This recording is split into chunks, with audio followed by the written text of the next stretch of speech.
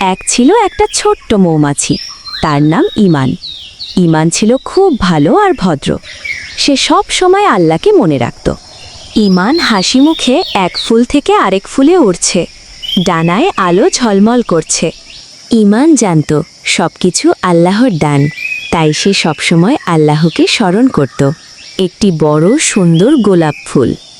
ইমান সেখানে বসে মধু খেতে চায়। ফুল বলতেছে, ইমান, তুমি কেন মধু খাচ্ছ? আল্লাহ তোমাকে এটা দিয়েছেন, তুমি শুকুর করো।